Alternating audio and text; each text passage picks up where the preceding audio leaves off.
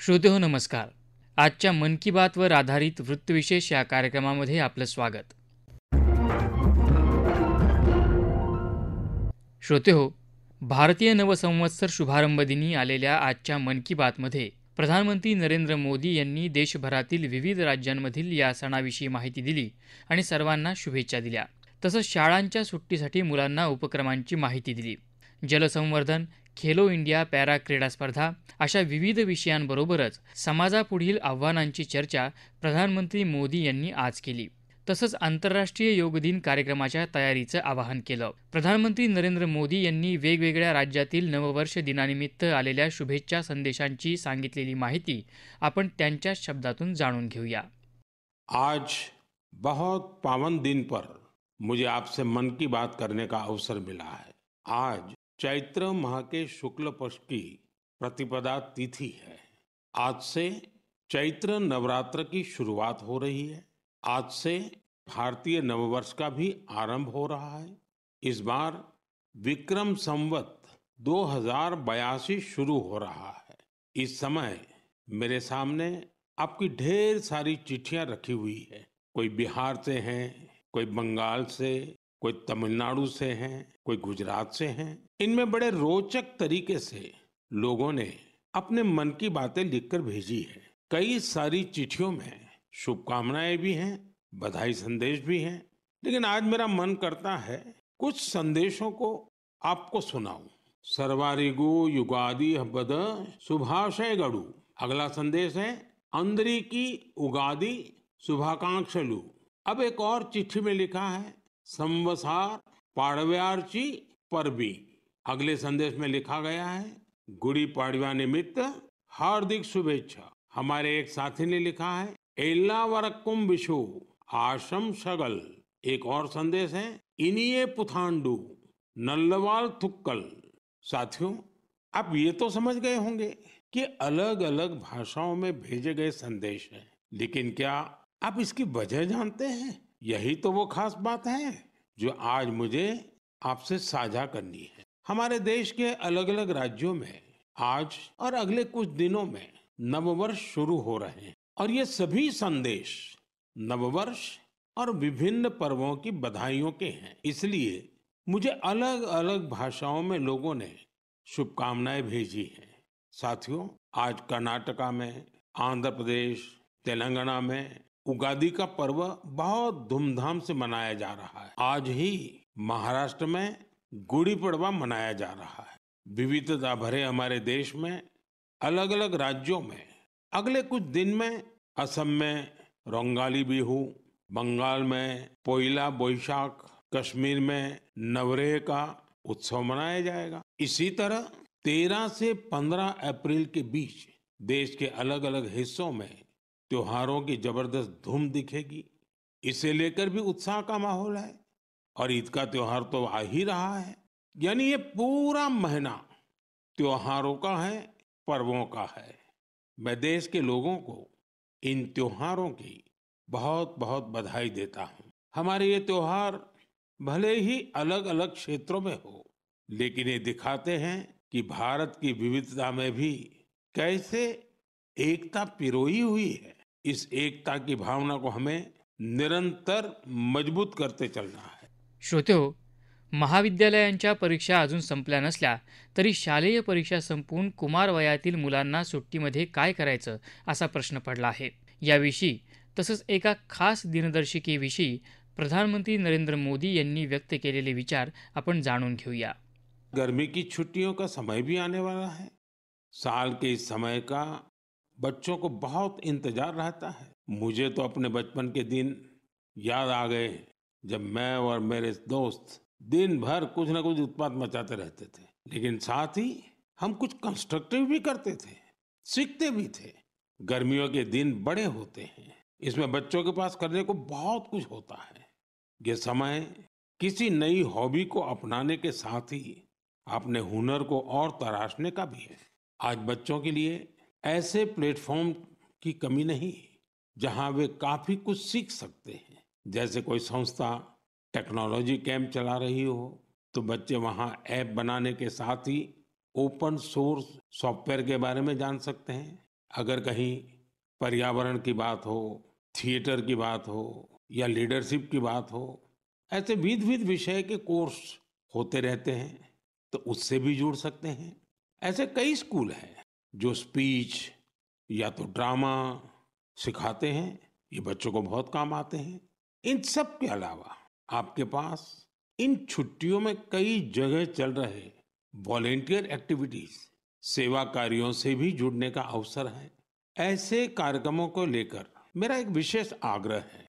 अगर कोई संगठन, कोई स्कूल या सामाजिक संस्थाएं या तो फिर साइंस सेंटर ऐसी समर एक्टिविटीज करवा रहे हो, तो इसे हैशटैग माई हॉलीडेज के साथ जरूर शेयर करें। इससे देश भर के बच्चे और उनके माता पिता को इनके बारे में आसानी से जानकारी मिल सकेगी।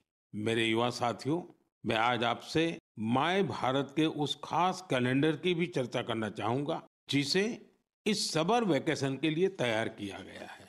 इस कैलेंडर की एक कॉपी अभी मेरे सामने रखी हुई है।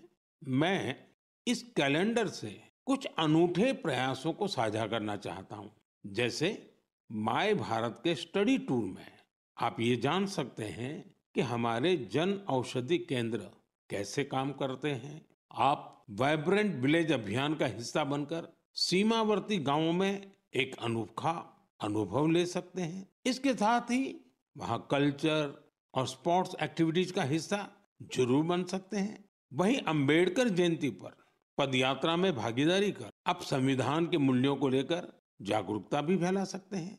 बच्चों और उनके माता पिता से भी मेरा विशेष आग्रह है कि वे छुट्टियों के अनुभवों को हैशटैग हॉलीडे मेमोरीज के साथ जरूर साझा करें। मैं आपके अनुभवों को आगे आने वाली मन की बात में शामिल करने का प्रयास करूंगा।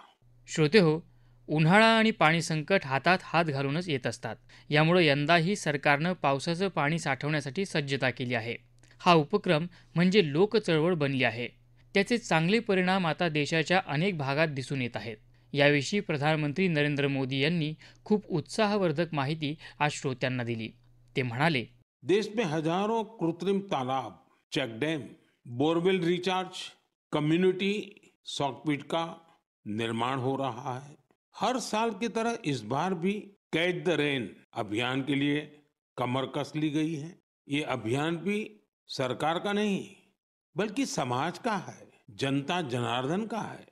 जल संरक्षण से ज्यादा लोगों को जोड़ने के लिए जल संचय जन भागीदारी अभियान भी चलाया जा रहा है। प्रयास यही है कि जो प्राकृतिक संसाधन हमें मिले हैं उसे हमें अगली पीढ़ी तक सही सलामत पहुंचाना है।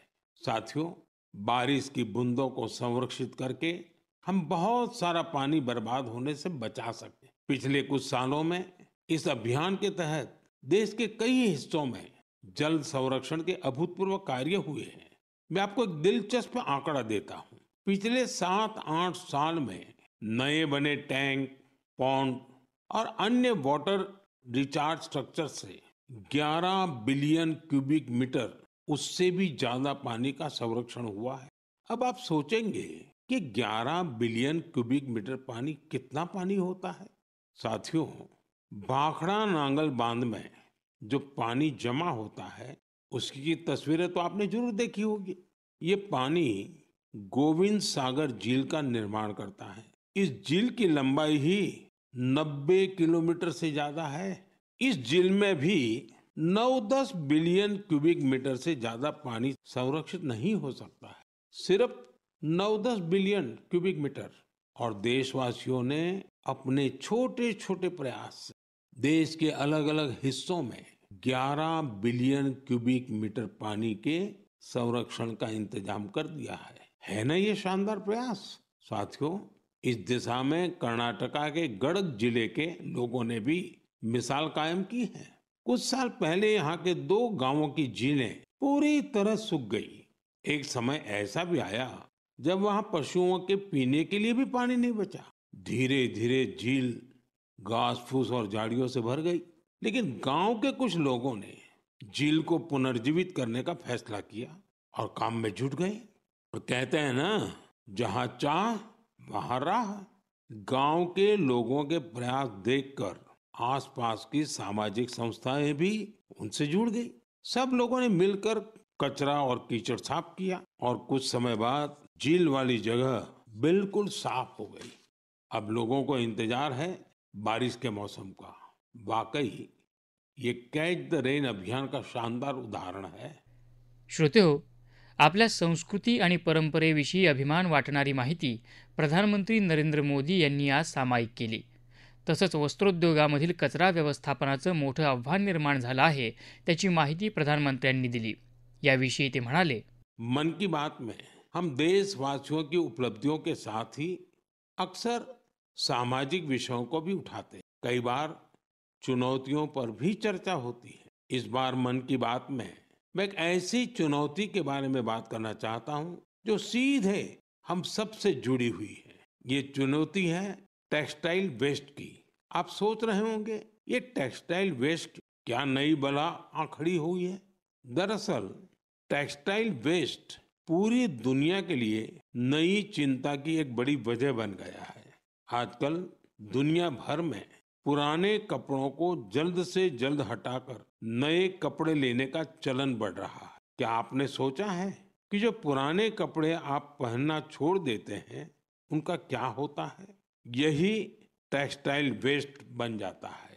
इस विषय में बहुत सारी ग्लोबल रिसर्च हो रही है। एक रिसर्च में ये सामने आया है सिर्फ 1% से भी कम टेक्सटाइल वेस्ट को नए कपड़ों में रिसाइकिल किया जाता है। 1% से भी कम। भारत दुनिया का तीसरा ऐसा देश है जहां सबसे ज्यादा टेक्सटाइल वेस्ट निकलता है। यानी चुनौती हमारे सामने भी बहुत बड़ी है, लेकिन मुझे खुशी है कि हमारे देश में इस चुनौती से निपटने के लिए कई सराहनीय प्रयास किए जा रहे हैं। कई भारतीय स्टार्टअप्स ने टेक्सटाइल रिकवरी फैसिलिटीज पर काम शुरू किया है। कई ऐसी टीमें हैं जो कचरा बीनने वाले हमारे भाई बहनों के सशक्तिकरण के लिए भी काम कर रही हैं। कई युवा साथी सस्टेनेबल फैशन के प्रयासों में जुड़े हैं। वे पुराने कपड़ों और जूते चप्पलों को रिसाइकल कर जरूरतमंदों तक पहुंचाते हैं। टेक्सटाइल वेस्ट से सजावट की चीजें, हैंडबैग, स्टेशनरी और खिलौने जैसी कई वस्तुएं बनाई जा रही हैं। कई संस्थाएं आजकल सर्कुलर फैशन ब्रांड को पॉपुलर बनाने में जुटी हैं। नए नए रेंटल प्लेटफॉर्म भी खुल रहे हैं। डिजाइनर कपड़े किराए पर मिल जाते हैं। कुछ संस्थाएं पुराने कपड़े लेकर उसे दोबारा उपयोग करने लायक बनाती हैं और गरीबों तक पहुंचाती हैं। साथियों, टेक्सटाइल वेस्ट से निपटने में कुछ शहर भी अपनी नई पहचान बना रहे हैं। हरियाणा का पानीपत टेक्सटाइल रिसाइकलिंग के ग्लोबल हब के रूप में उभर रहा है। बेंगलुरु भी इनोवेटिव टेक्स सॉल्यूशंस से अपनी एक अलग पहचान बना रहा है। यहाँ आधे से ज्यादा टेक्सटाइल वेस्ट को जमा किया जाता है, जो हमारे दूसरे शहरों के लिए भी एक मिसाल है। इसी प्रकार तमिलनाडु का तिरुपुर वेस्ट वाटर ट्रीटमेंट और रिन्यूएबल एनर्जी के माध्यम से टेक्सटाइल वेस्ट मैनेजमेंट में जुटा हुआ है। श्रोते हो, प्रधानमंत्री नरेंद्र मोदी यांनी आगामी आंतरराष्ट्रीय योग दिन कार्यक्रमाच्या तयारीविषयी चर्चा केली. तसंच कृष्णकमळ या सुंदर फुलाकडे पर्यटक आकर्षित होत आहेत असं सांगितलं. तर महुआच्या फुलांचा वापर करून बनवल्या जाणाऱ्या कुकीजविषयी माहिती दिली. वेगवेगळ्या फुलांचा उपयोग करून महिला करीत असलेले प्रयोग आणि त्यांच्यातील प्रतिभेला आलेला बहर याविषयी त्यांनी कौतुक केलं. श्रोते हो, आपला वृत्तविशेष हा कार्यक्रम आपण न्यूज ऑन AIR या ॲपवर लाईव्ह ऐकू शकता. यासोबतच आमच्या मुंबई एअर न्यूज या यूट्यूब वाहिनीवर कार्यक्रमाचं ध्वनिमुद्रण आपल्याला कधीही ऐकता येईल. याबरोबरच आजचा वृत्तविशेष हा कार्यक्रम संपला. हा कार्यक्रम आकाशवाणी मुंबईच्या प्रादेशिक वृत्त विभागानं सादर केला. संपादक आणि सादरकर्त्या भावना गोखले. प्रसारण सहाय्य स्नेहा कांबळे. लेखन आणि समन्वय सुवर्णा बेडेकर आणि निवेदन कौस्तुभ पटाईत.